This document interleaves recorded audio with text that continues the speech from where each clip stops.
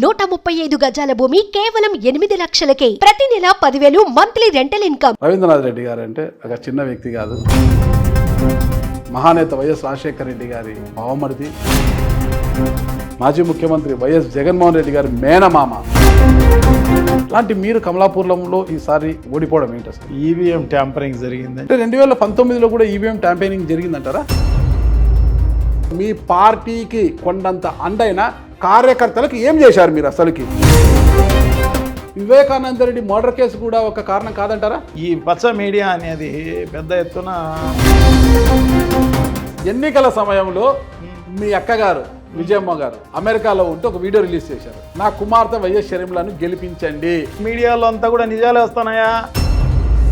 ఆమె కూతురును మాత్రమే ఓటేయమని చెప్పారు. కొడుకుకు ఎందుకు చెప్పలేదంటారు?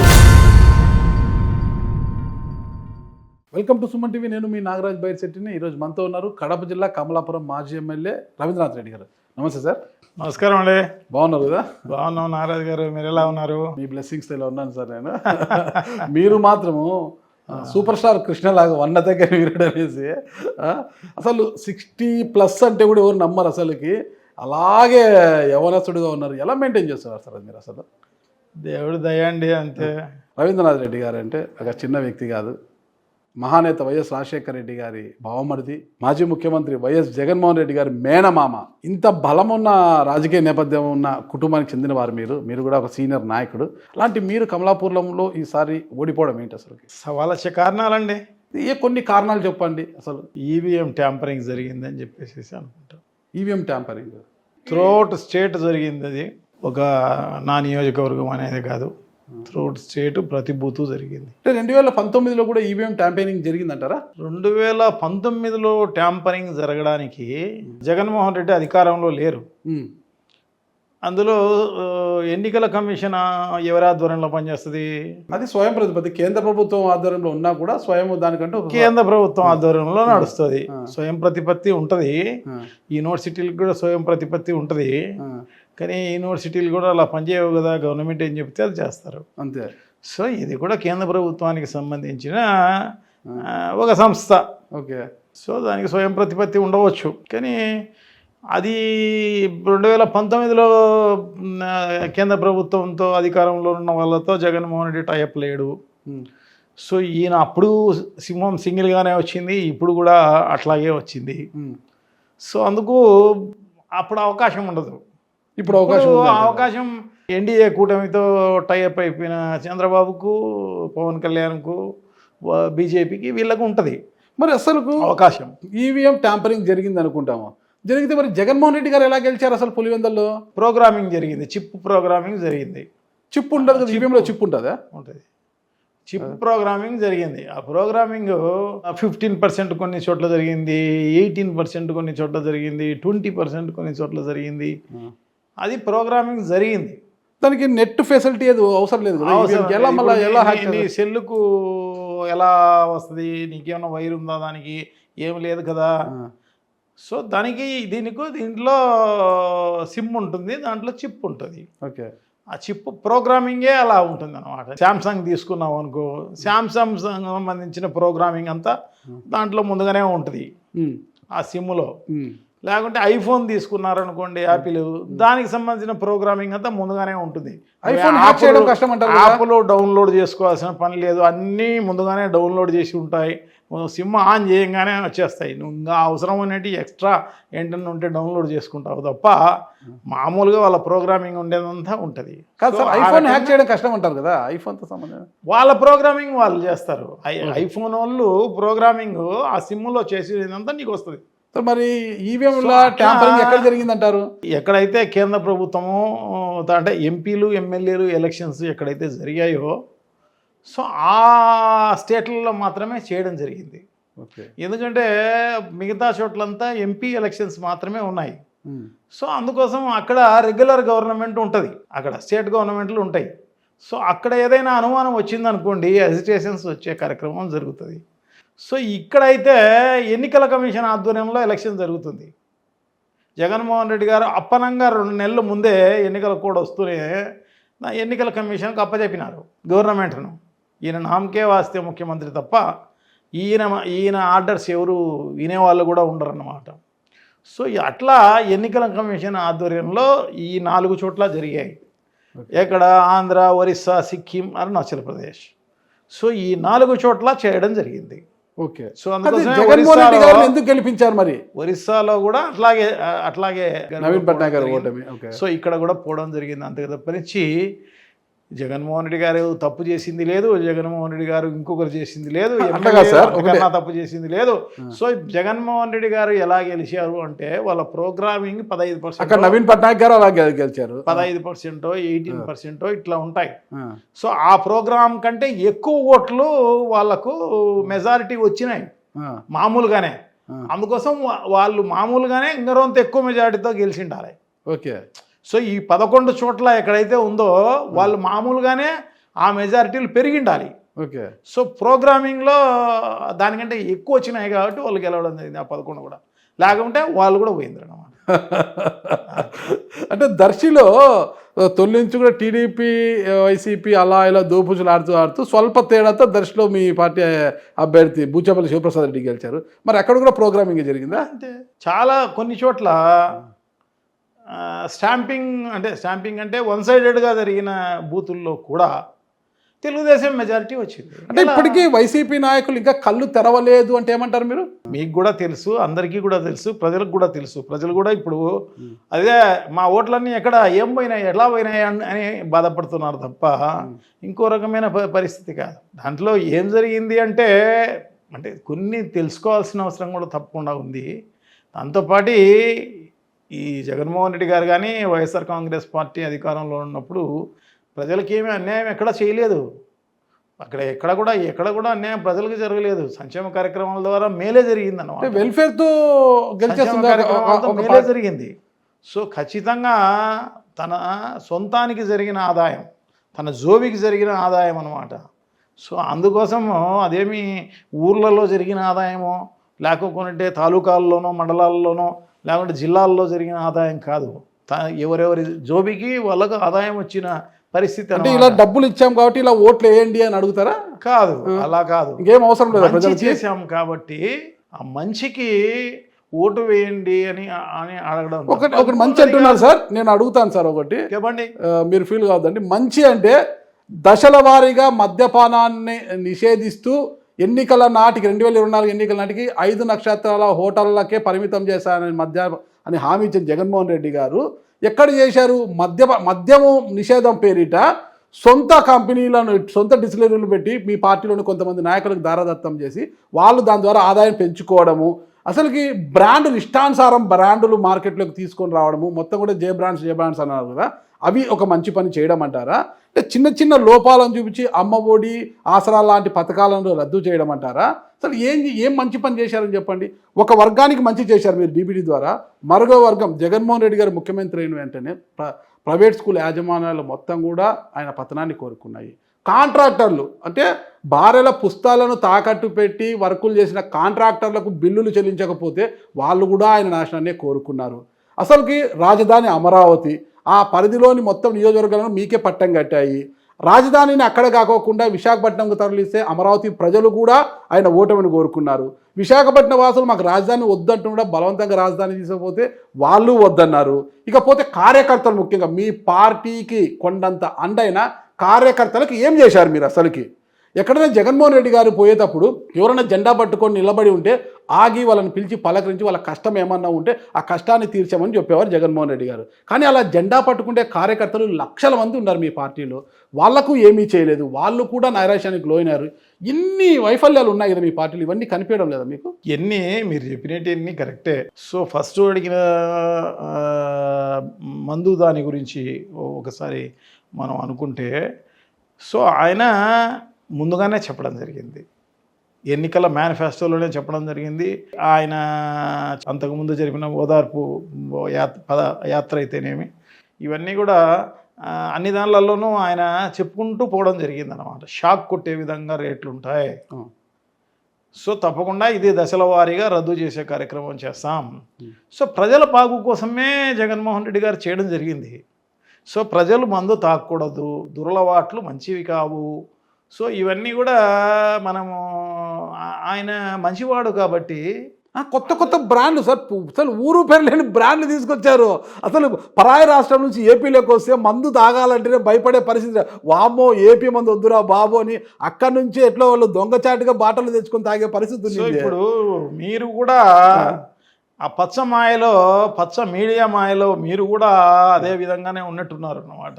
ఏ మాయలో లేదు సార్, అడుగుతున్నా. మీరు దాంట్లో నుంచి బయటికి రాలేదు. Okay sir. సో ఈ బ్రాండ్లన్నీ కూడా చంద్రబాబు నాయుడు గారు ఇచ్చిన బ్రాండ్లే. ఆయన పోయి ఆ కాపీ ఫైల్ తీసి ఒకసారి చూడండి.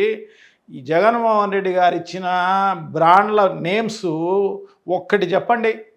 ఇవన్నీ కూడా అసెంబ్లీలో చెప్పడం జరిగింది జగన్మోహన్ రెడ్డి గారు. ఇవన్నీ చంద్రబాబు నాయుడు గారే ఇచ్చిపోవడం జరిగింది. సో దాన్ని కొనసాగించడం జరిగింది తప్ప ఇంకో రకమైన కార్యక్రమం లేదు. ఓకే. సో వాళ్లకు ఆ పచ్చ మీడియా ఉన్నందువల్ల, ఆ ఛానల్ ఉన్నందువల్ల, సో ఆ రకమైన ప్రచారం చేసినందువల్ల మీకు పచ్చ మీడియా, గులుగు మీడియా రెండు సరిపోయినాయి. బ్లూ మీడియా అనేది కాదు, కానీ అది ఉండేది తక్కువ కదా. ఓకే. ఎక్కువగా ఉన్న ఛానళ్ళు, ఎక్కువగా ఉన్న పేపర్లు ఉన్నాయి కాబట్టి అవి కొంత ఎక్కువ ప్రచారం ప్రజల్లోకి పోయే కార్యక్రమం జరుగుతుంది అన్నమాట. అంతే తప్ప నుంచి వేరే ఏంలా. సో ఇప్పుడు అది కూడా ఆయన చెప్పింది పూర్తిగా నిషేధం చేస్తామనే చెప్పిన. అందుకోసమే ఆయన నేను ఏదైతే మేనిఫెస్టోలో చెప్పడం జరిగిందో దాంట్లో నేను 98.5% మాత్రమే చేయడం జరిగింది, 100% చేయలేదు అని చెప్పడం అదే మిగిలిపోయింది. అది వాస్తవం. ఇది మాత్రమే మిగిలిపోయింది. అది మొత్తం పైన దానికి ఉన్న బ్రాంచెస్ ఉంటాయి ఒక్కొక్క బ్రాందీ షాప్కు, అవన్నీ కూడా కట్ చేయడం జరిగింది. అదంతా పోవడం జరిగింది. బెల్ట్ షాపులు. సో ప్రభుత్వం ఆధ్వర్యంలో బ్రాందీ షాపులు పెట్టడం జరిగింది. సో అవన్నీ కూడా జరగడం జరిగింది అన్నమాట. సో ఇవన్నీ కూడా ఏదైనా కూడా ఎక్కువ అంటే మీరు చెప్పినట్టుగా బ్రాండెడ్ అన్నీ కూడా అవైలబుల్ ఉన్నాయి. సో అవన్నీ కూడా ప్రీమియం బ్రాండ్స్ అన్నమాట. అవి ప్రీమియం బ్రాండ్స్ కాబట్టి వాళ్ళకు అందుబాటులో ఉండకపోయి ఉండొచ్చు. అందుకని ముందుగానే చెప్పడం జరిగింది జగన్మోహన్ రెడ్డి గారు, షాక్ కొట్టే విధంగా బ్రాందీ రేట్లు ఉంటాయి. సో మీరు మానుకోండి, ఈ రోజు కాకుండా రేపైనా అదే మందు బాబులు మీకు షాక్ కొట్టించారు కదా. ఉండవచ్చు, కొంత పర్సెంటేజ్ దాంట్లో ఉండవచ్చు అంటారా? కార్యకర్తల విషయం ఏంటి? కార్యకర్తలు మాత్రమే పట్టించుకున్నారా? కార్యకర్తల విషయం అంటే డెఫినెట్గా కార్యకర్తలకు ఇంకా మంచి చేసి ఉండాలి. పార్టీ పెట్టినప్పటి నుంచి జగన్మోహన్ రెడ్డి గారు ఏదైతే కాంగ్రెస్ పార్టీ నుంచి బయటకు వచ్చి వైఎస్ఆర్ కాంగ్రెస్ పార్టీ ఏ రోజైతే పెట్టడం జరిగిందో ఆ రోజు నుంచి వాళ్ళు పాపం మొన్నటి వరకు, నిన్నటి వరకు, ఈ రోజు వరకు కూడా వాళ్ళు కొనసాగుతున్న పరిస్థితి అన్నమాట. వాళ్ళు మన ప్రభుత్వం వస్తే ఏమేమో జరుగుతాయిలే అని చెప్పేసి ఎక్స్పెక్టేషన్స్ హైగా ఉంటాయి అన్నమాట వాళ్ళకు. అంటే ఏదైతే ఒక సినిమా ఏదో అంటారనమాట, ఒక సినిమా సూపర్ హిట్ అని చెప్పేసి ముందుగానే ఊహించి మనం సినిమా హాల్ లేకపోతే ఆడ కొంత బాగలేకపోయినా కూడా మొత్తం అటర్ ఫ్లాప్ అయినట్టు ఆ రకంగా జరుగుతా తప్ప ఇంకో రకమైన పరిస్థితి కాదు. వాళ్ళు బాగా ఎక్స్పెక్ట్ చేసినారు. వాళ్ళు 5 ఏళ్ళ ముందు చూసినారు, 2014 వరకు చూసినారనమాట. 2014లో అధికారంలోకి రాలేకపోవడం జరిగింది అనమాట. 67 సీట్లు రావడం జరిగింది. సో మళ్ళా వాళ్ళేమీ వెనక్కి పోలేదు. సో మళ్ళీ తప్పకుండా ఖచ్చితంగా జగన్మోహన్ రెడ్డి గారిని ముఖ్యమంత్రి చేయాలి, మా జీవితాలు, మా బతుకులు మారిపోతాయి, అవి ఇవి ఏమేమో జరుగుతుందని చెప్పేసి పెద్దగా ఊహించడం జరిగింది అనమాట. సో అది ఊహించిన లెవెల్కు జగన్మోహన్ రెడ్డి గారు చేయలేకపోవచ్చు. ఎందుకంటే కరోనా ఒక ఎఫెక్ట్ అనేది 5 ఇయర్స్లో 2 ఇయర్స్ కరోనాతో పోయిందనమాట. సో దానివల్ల బడ్జెట్ అనేది కొంత సహకరించని పరిస్థితి ఉండవచ్చు. సో ఇవన్నీ కూడా జరగడమే కాకోకుండా ఆయన పార్టీ బలోపేతానికి కొన్ని వర్గాలను, కొత్త వర్గాలను కలుపుకునే దాంట్లో భాగంగా ఆయన పార్టీని దృష్టిలో పెట్టుకొని కొంత వీళ్ళను కొంచెం అలక్ష్యం చేసి ఉండవచ్చు. కొత్త వర్గాలంతా కూడా కలుపుకుపోవాలన్నది ఆయన ఉద్దేశం. ఇదే విమర్శ కమలాపురంలో కూడా ఉంది కదా. రవీంద్రనాథ్ రెడ్డి గారు కూడా కార్యకర్తలకు ఏమీ చేయలేకపోయారనే విమర్శ ఉంది కదా. రవీంద్రనాథ్ రెడ్డి ఒకడే కాదు, throughout state YSR Congress party కార్యకర్తలకు వాళ్ళు ఎక్స్పెక్ట్ చేసిన దాంట్లో మ్యాక్సిమం వాళ్ళు ఎక్స్పెక్ట్ చేసినంత దూరం చేసి ఉండకపోయి ఉండొచ్చు. అంతేగాని తప్పకుండా నా నియోజకవర్గంలో అయితేనేమి మిగతా కొన్ని అన్ని నియోజకవర్గాల్లో బాగానే అవకాశం ఉన్న మేరకు మేము హెల్ప్ చేయడం జరిగింది. ఓకే, అంటే అవకాశం ఉన్న మేరకు అంటే వాళ్ళకు బిల్లులు సరిగైన టైంలో రాకపోవడం అనేది ఒకటి. సో సో ఆ రకమైన పరిస్థితి. ఎందుకంటే అందరూ నాయకులు, ఎందుకంటే జగన్మోహన్ రెడ్డి గారు ఉన్న ఎన్ఆర్ఏజిఎస్ డబ్బులను దాన్ని ఈ ప్రభుత్వానికి ఆస్తులు కల్పించాలి. సో ఈ ప్రభుత్వంకు ఆస్తులు కల్పించి ఊరికే ఏదో మట్టిలో పోస్తే ఏమవుతుంది, నష్టం అవుతుంది. దానివల్ల భవిష్యత్తులో మంచి జరగాలి అంటే ప్రభుత్వానికి ఆస్తులు కల్పించాలన్న ఉద్దేశంతో సచివాలయాలు అయితేనేమి, రైతు భరోసా కేంద్రాలు అయితేనేమి, వెల్నెస్ సెంటర్లు అయితేనేమి, ఈ గోడౌన్లు అయితేనేమి, రైతులకు సంబంధించి ఇవన్నీ కూడా ఒక్కొక్క ఊర్లో కట్టుకుంటూ పోవడం జరిగింది. ఇవన్నీ ఎందుకు? జగన్మోహన్ రెడ్డి గారు దూరదృష్టి గల నాయకుడు. పాపం ప్రజల డబ్బులు ఎక్కడా వేస్ట్ కాకూడదు, సో అవన్నీ కూడా సక్రమంగా ప్రజలకు అందాలి అన్న ఉద్దేశంతో ముందుకు పోయినాడు తప్ప 100% దీంట్లో ఇవన్నీ కట్టకోకుండా మానేసి సో ఇవన్నీ కూడా నీరు చెట్టు కార్యక్రమానికో లేకోకుండా ఇంకొక దానికో పెట్టేసేసి సో దానికి ఆ విధంగా చేసి ఉండొచ్చు అన్నమాట. మీతో నేను ఏకీపిస్తాను సార్. ఊర్లలో గ్రామాల్లో కావచ్చు ఎక్కడైనా కూర్చో ప్రభుత్వ ఆస్తులను అయితే జగన్మోహన్ రెడ్డి గారు కట్టబెట్టారు, లేదని లేదు నేను దాని గురించి.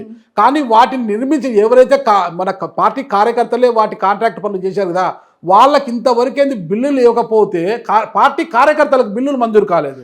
వాళ్ళ పరిస్థితి ఏంటి అసలు? అంటే కేంద్ర ప్రభుత్వానికి ఎన్ఆర్ఏజిఎస్ డబ్బులు అవి కేంద్ర ప్రభుత్వానికి సంబంధించిన డబ్బులు కేంద్ర ప్రభుత్వం నుంచి రావాలి. ఆ డబ్బులు కేంద్ర ప్రభుత్వం అనేది సహకరించనందువల్ల సో దానికి వాళ్ళకు ఆ డబ్బులు వాళ్ళకు అందిన పరిస్థితి.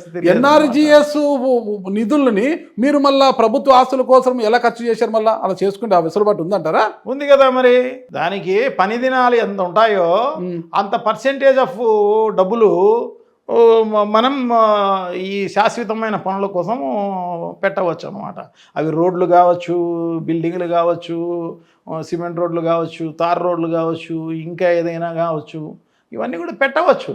సో అందుకు దాన్ని సక్రమమైన మార్గంలో ప్రజలకు ఉపయోగపడే విధంగా తీసుకుపోవాలన్నదే జగన్మోహన్ రెడ్డి గారి ఉద్దేశం.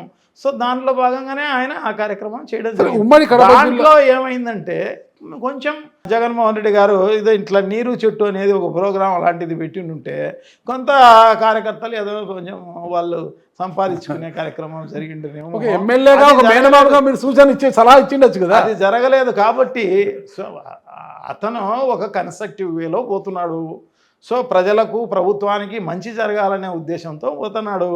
అందుకోసం సలహాలు ఇచ్చి ఉండొచ్చు, కానీ ఒక్కొక్కరికి ఒక్కొక్క దృక్పథం ఉంటుంది. మీరు మీ వే ఆఫ్ స్టైల్ ఒక రకంగా ఉంటుంది, నా వే ఆఫ్ స్టైల్ ఒక రకంగా ఉంటుంది, జగన్మోహన్ రెడ్డి గారి వే ఆఫ్ స్టైల్ ఒకరు ఉంటుంది, చంద్రబాబుది ఇంకొక రకంగా ఉంటుంది. సో ఆ రకంగా ఆయన వే ఆఫ్ స్టైల్లో ఆయన ముందుకు పోవడం జరిగిందన్నమాట. మొత్తం మీద తీసుకుంటే ఉమ్మడి కడప జిల్లాలో అసలు ఎవరు ఓడిపోయినా కూడా జగన్మోహన్ రెడ్డి గారి తర్వాత ఖచ్చితంగా మేనమామ రవీంద్రనాథ్ రెడ్డి గారు ఖచ్చితంగా గెలుస్తారనుకున్నారు. కానీ మీరు ఓడిపోయారు. ఇక్కడ ఉమ్మడి కడప జిల్లాలో తీసుకుంటే రాజంపేట, బద్వేలు, పులివెందులు మాత్రమే గెలిచాయన్నమాట.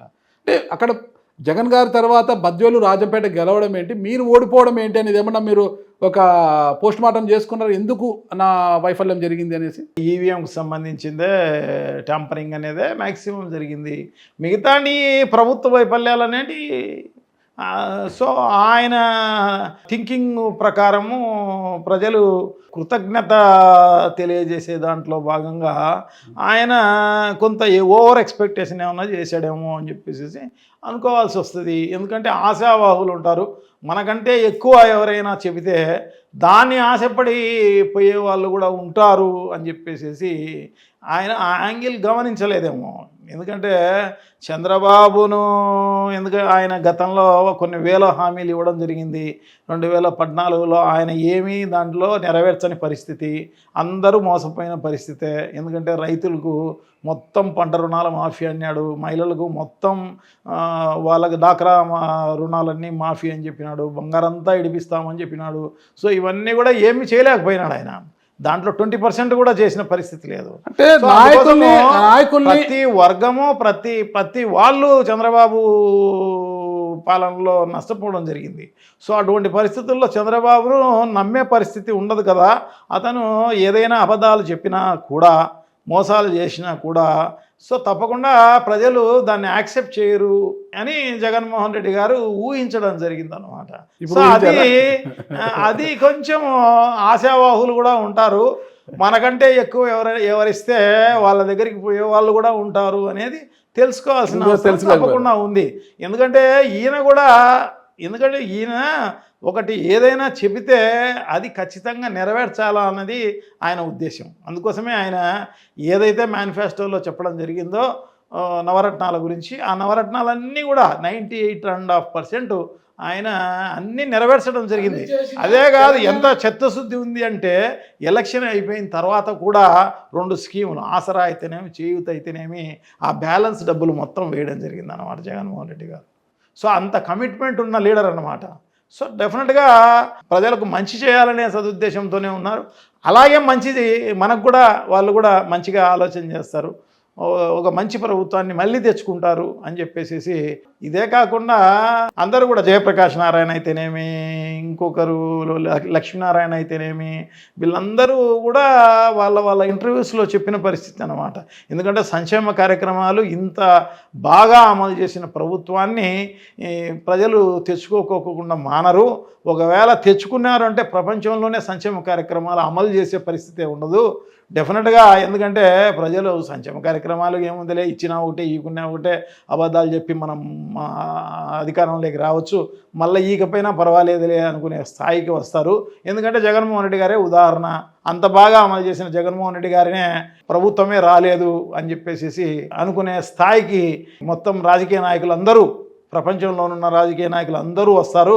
ప్రభుత్వాలు ఏ సంక్షేమ కార్యక్రమాలు అమలు చేసే పరిస్థితి ఉండదు అని వాళ్ళందరూ కూడా చెప్పడం జరిగింది. ఇప్పుడు తెలంగాణకు ఏపీకి మంచి సంబంధాలు ఉన్నాయి. గతంలో కేసీఆర్ గారికి జగన్ గారికి 2023 ఎన్నికల్లో కేసీఆర్ గారు, 2024 జగన్ గారు ఓడిపోయారు. ఇక్కడ రెండే మనం గమనించాలి కదా.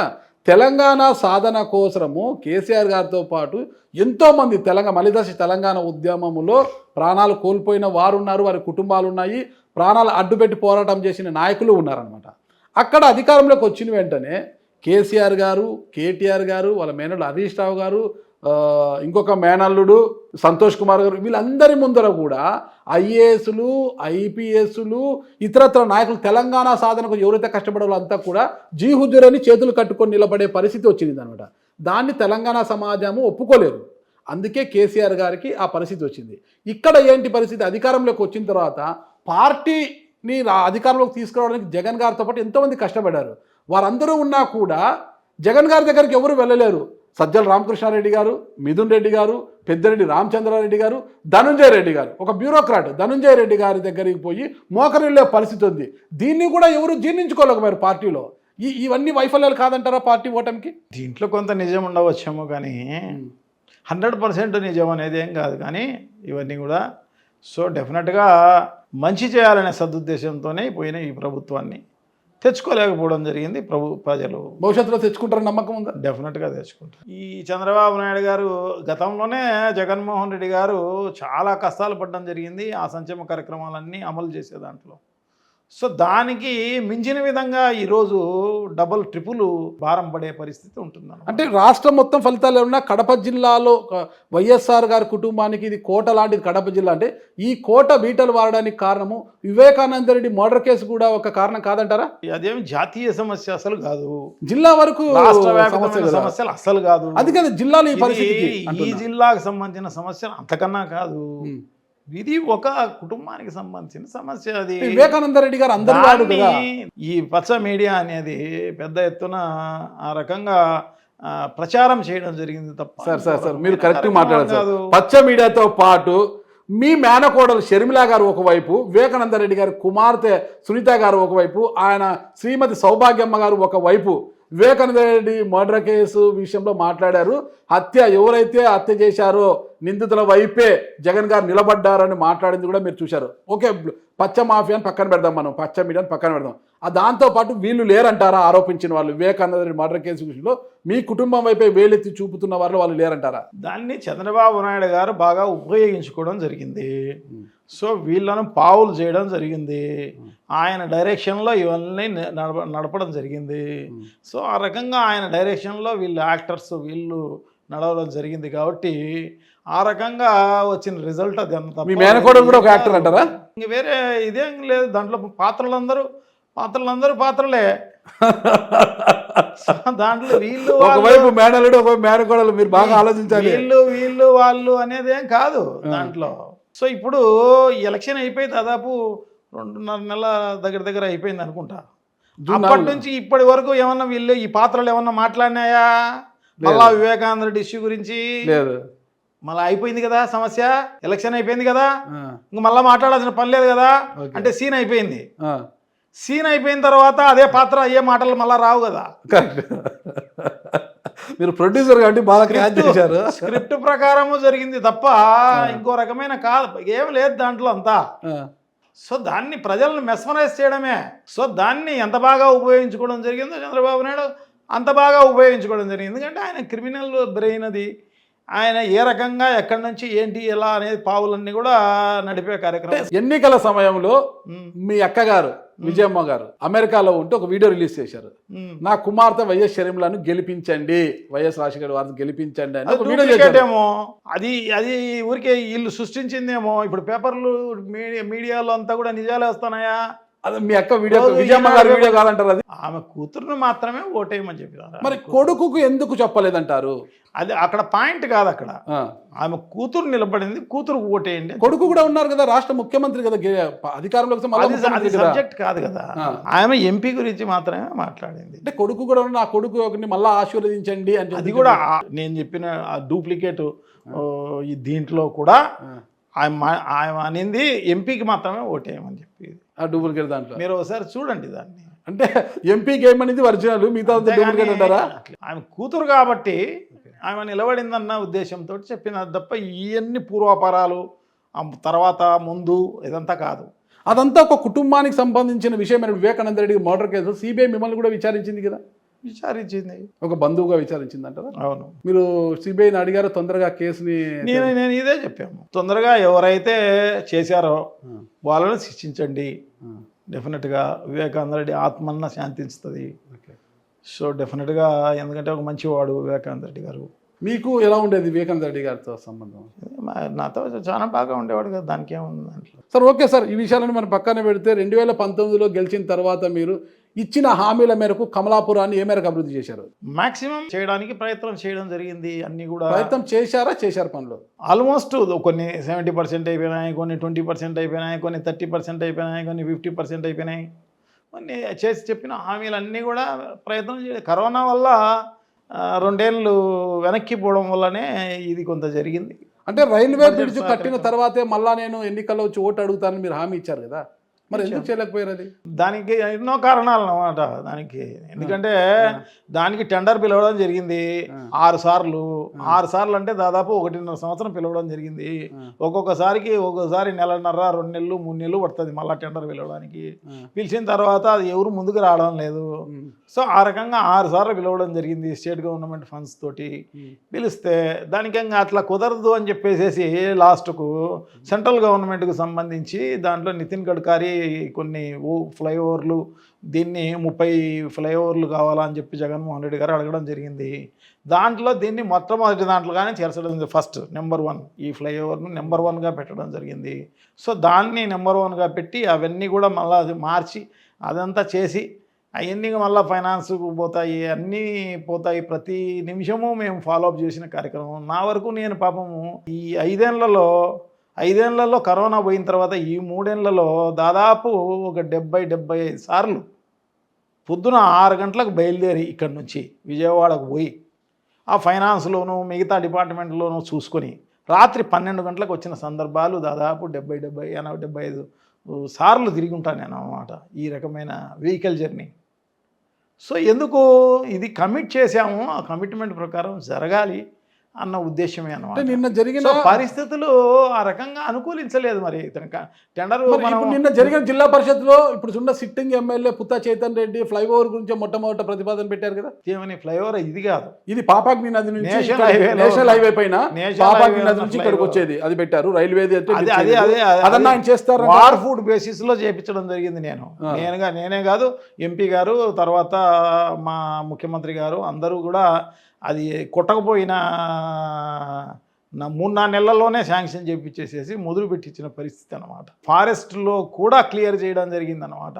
వాళ్ళు ఫస్ట్ చూపించిన బౌండరీ వేరు ఫారెస్ట్ వాళ్ళు, దాని తర్వాత ఆ బౌండరీ కాదు ఇంకొక బౌండరీ అని చెప్పేసి చూపించడం జరిగిందనమాట. ఆ బ్యాలెన్స్ ఏదైతే ఉందో ఆ బౌండరీకి ఫారెస్ట్కు డబ్బులు కట్టిన దాంట్లో ఈ నేషనల్ హైవే వాళ్ళు ఇది జరిగిందనమాట. సో అదే కాకోకుండా ఈ ఫారెస్ట్ క్లియరెన్స్ తీసుకోకోకుండా ఇంత బిడ్జి మీరు కట్టినారు, మా ఫారెస్ట్లో కూడా పనిచేయడం జరిగింది అని చెప్పేసి వాళ్ళు అఫెండ్ అయిపోయినారనమాట. అఫెండ్ అయిపోయి దాన్ని ఆ రకంగా కొన్ని రోజులు పెండింగ్ పెట్టి ఇది చేసిన పరిస్థితి అన్నమాట. సో ఆ రకంగా ఫారెస్ట్ క్లియరెన్స్ కోసం కొంత భాగమే మిగిలింది. ఒక 20% ఏదో భాగం ఫస్ట్ చూపించిన బౌండరీకి వాళ్ళు ఫారెస్ట్ క్లియరెన్స్ డబ్బులు కట్టడం జరిగింది, ఫారెస్ట్ క్లియరెన్స్ ఇవ్వడం జరిగింది, అంతా చేయడం జరిగింది. మళ్ళా అధికారి డిఎఫ్ఓ మారిన తర్వాతనో ఏమో మళ్ళీ బౌండరీ వాళ్ళు ఇది కాదు ఇది అని చూపించడం జరిగింది అన్నమాట. ఆ బ్యాలెన్స్ ఏదైతే ఉందో ఆ బ్యాలెన్స్కు ఫారెస్ట్ క్లియరెన్స్ ఇది అన్నమాట. ముందుగానే మా ఫారెస్ట్ను ఆక్రమించేసినారు, క్లియరెన్స్ లేకపోకుండానే చేసినారు, మీరు క్లియరెన్స్ వచ్చిన తర్వాత చేసుకోవాలి కదా. సో ఇవన్నీ కథ అన్నమాట. సో దీన్ని ఫాలోఅప్ చేసి చేయడం జరిగింది అన్నమాట. మ్యాక్సిమం మొత్తం ఎంత చేసినా కూడా అది సో లాస్ట్ 2-3 స్తంభాలే పిల్లర్లే మిగిలిపోయినాయి అన్నమాట. అంతకు తప్ప నుంచి వేరే అదంతా మీ పిల్లర్ని కూల్చేశారు. ఇంకొక ఆరోపణ కూడా ఉంది సార్ మీ ఓటమి వెనక. ఇంకొక ఆరోపణ, సర్వరాయ సాగర్కు నీళ్లు తీసుకొస్తామన్నారు, వచ్చింది అర్రాకొర నీళ్ళు. ఆ అర్రాకొర నీళ్ళు కూడా ఆ సర్వరాయ సాగర్ పక్కనే రవీంద్రనాథ్ రెడ్డి గారు భూములు కొని చేపల చెరువులు పెట్టేశారు. ఆ నీళ్ళన్నీ కూడా చేపల చెరువుకు కొన్ని నీళ్ళేమో భారతీయ సిమెంట్స్ వాడుకోవడం సరిపోయింది తప్పితే ప్రజలకు నీళ్ళని ఇచ్చిన పాపాన పోలేదు. అది కూడా ఒక కారణం అంటున్నారు. అదే పచ్చ మీడియా ఇంకా దాంట్లో నుంచే బయటికి రావడం లేదన్నమాట. నేను పచ్చ మీడియా నేను చదివినేది అడుగుతున్నాను సార్. నేను పచ్చ మీడియా కాదు, నేను ఏ మీడియా కాదు, సోషల్ మీడియా చదివినేది నేను అడుగుతున్నా, విన్నది నేను అడుగుతున్నా గారు సార్. సో అది రాజశేఖర రెడ్డి గారు కన్న కళ. ఓకే, అది మొత్తం పైన జిఎన్ఎస్ఎస్ అనేది గాలేరు నగరి సుజల స్రవంతి, దాంట్లో భాగంగానే సర్వరాయ సాగర్. సో దానికి సంబంధించి 2,75,000 ఎకరాలు 3 జిల్లాల్లో, కర్నూలు, కడప, చిత్తూరు జిల్లా, జిఎన్ఎస్ఎస్ అనేది గాలేరు నగరి, అదే అనమాట సుజల స్రవంతి తెలుసు. సో దానికి సంబంధించి ఈ 3 జిల్లాలకు కలిపి 2,75,000. నా నియోజకవర్గంలోని 80,000 ఎకరాలు. చూడు, 2,75,000 3 జిల్లాలు, 80,000 మీ దగ్గరే. 80,000 అంటే దాదాపు 1/3 భాగం మీ దగ్గరే ఉంది. నా కాన్స్టిట్యున్సీలోనే పెట్టిన ఘనత జగన్మోహన్ రెడ్డి గారిది అనమాట. ఎక్కడ కృష్ణా నీళ్ళు, ఎక్కడ కమలాపురము, ఎక్కడ కడప జిల్లా, ఎక్కడ కథ. సో దీనికి ఆద్యుడు ఎన్టీ రామారావు కావచ్చు. నిజంగా కూడా దానికి ఎన్టీ రామారావు గారిని కూడా మనము గుర్తుపెట్టుకోవాల్సిన అవసరం. ఎందుకంటే ఆయన మొదలు పెట్టింది ఆయనే, చేయలేదు కానీ మొదలు పెట్టడం జరిగింది. తర్వాత రాజశేఖర రెడ్డి గారు వచ్చిన తర్వాత దాన్ని మ్యాక్సిమం అది కూడా ఫారెస్ట్ క్లియరెన్స్లు ఉన్న చోట 20%, 10% జరిగిన పరిస్థితి. కొన్ని ప్యాకేజీలు 70%, 80% అయిపోయిన పరిస్థితి అనమాట. సో దాంట్లో భాగంగా వచ్చిందే సర్వరాయ సాగర్ అనమాట. సో దానికి సంబంధించి ఇంకా కూడా బ్యాలెన్స్ ఏం మిగిలిపోయినాయి అంటే పంట కాలువలు తీయడము, ఈ మిగతా కాలువలు తీయడము, ఇవన్నీ కూడా బ్యాలెన్స్ మిగిలిపోయినాయి. అది ల్యాండ్ అక్విజిషన్ ప్రాబ్లము, ఈ ప్రాబ్లం ఆ ప్రాబ్లం అన్నీ కూడా అప్పటి నుంచి ఇప్పటి వరకు కూడా పెండింగ్ ఉన్న పరిస్థితి అన్నమాట. సో లాస్ట్ మినిట్లో నేను ప్రతిసారి ఫాలోఅప్ చేసిన కార్యక్రమంతో ఈ రెవెన్యూ వాళ్ళకు కూడా విపరీతమైన పనిభారం అనమాట, చాలా రకాలుగా వాళ్ళకు. సో అటువంటి పరిస్థితుల్లో ల్యాండ్ అక్విజిషన్ అనేది డిలే అయిపోయింది. ఈ పంట కాలాలు రాలేదు. వచ్చిందంటే కన్నా మా వీరపనేనిపల్లి మండలంలోనే దాదాపు 35,000-36,000 ఎకరాలు సాగులేకి వచ్చింది అనమాట. సో అటువంటి మంచి ఉద్దేశంతో పెట్టిన పరిస్థితి అనమాట. సో ఆ పంట కాలువలు రానందువల్ల రాజశేఖర రెడ్డి గారి టైంలో దాదాపు 60%-70% పూర్తి అయిపోయిన పరిస్థితి ఆ రిజర్వాయర్ అనమాట.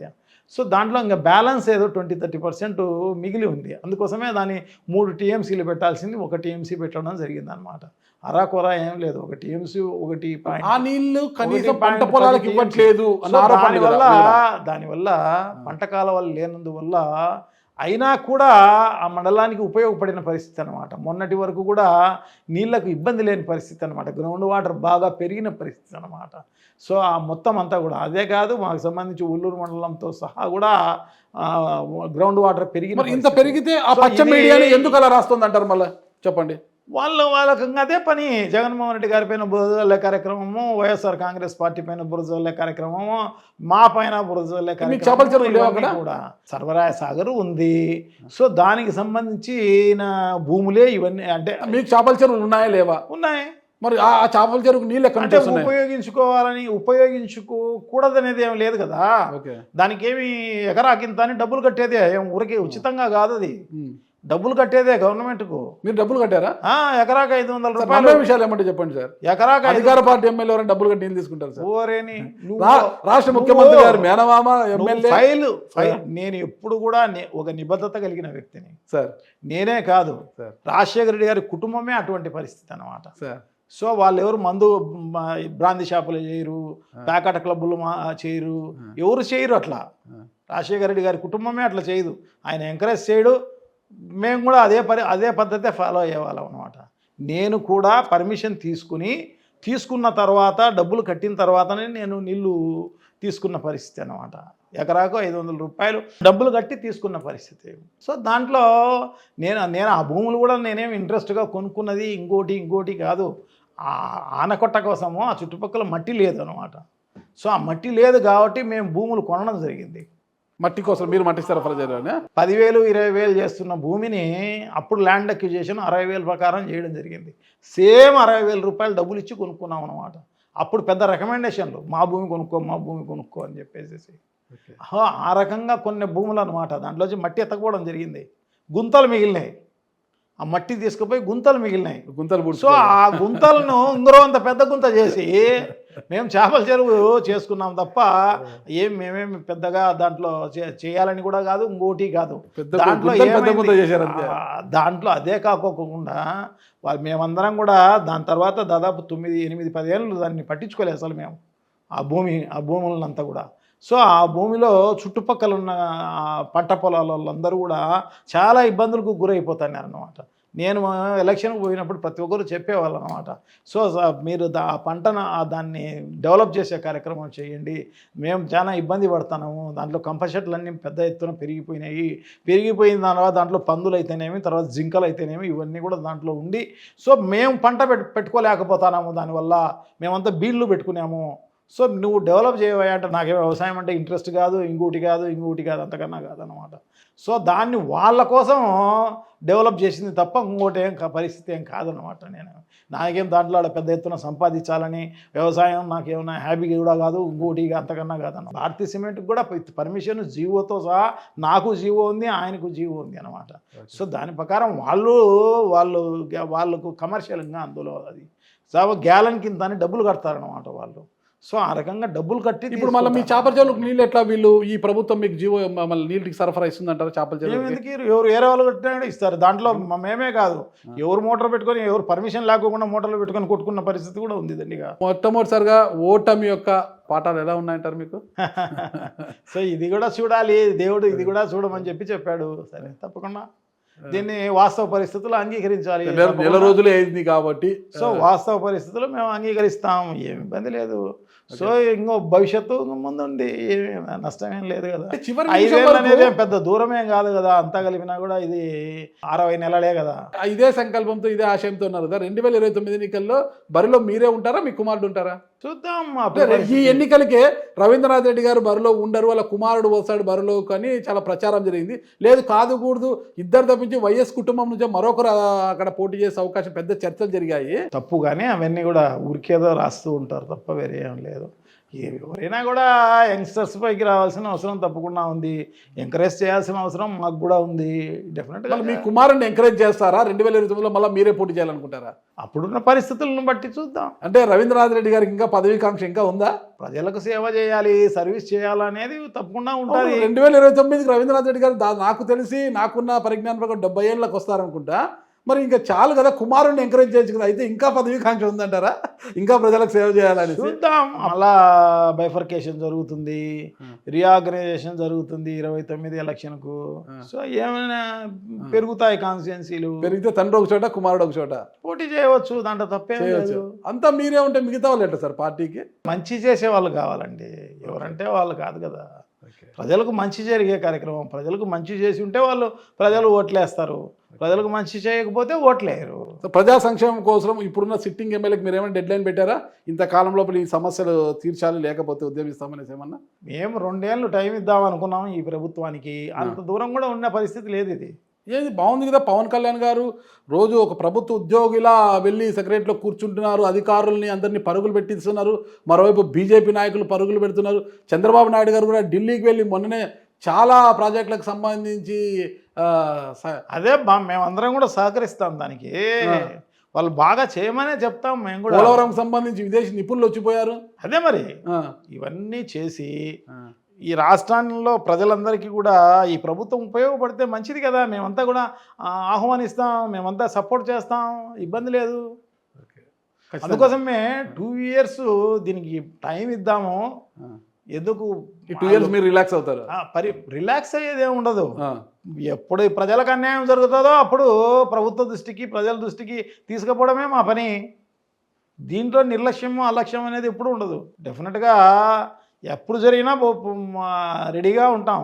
అయితే 2 years దీనికి టైం ఇద్దాము. ఏదో వాళ్ళ ప్రభుత్వం వచ్చింది, సరిగా నడుపుతారేమో గమనిద్దాం ఏమి అని చెప్పేసి. ఎందుకు ఫస్ట్లోనే అందరినీ విమర్శించడం ఇదంతా ఎందుకులే అని చెప్పేసి ఉద్దేశంతో మేమైతే అనుకోవడం జరిగింది. కానీ అంత ఉన్న పరిస్థితి ఉన్నట్టుగా లేదు ఇది చూస్తే. ఎందుకంటే ఉచిత ఇసుక అని చెప్పినారు, మళ్ళీ ఉచితం ఎక్కడ లేదే, ఎక్కడ ఊపించలే, ఉచితం ఏమి లేదు. దానికి లోడింగ్ అన్లోడింగ్ కింద కండిషన్స్ అప్లై అన్నట్టుంది.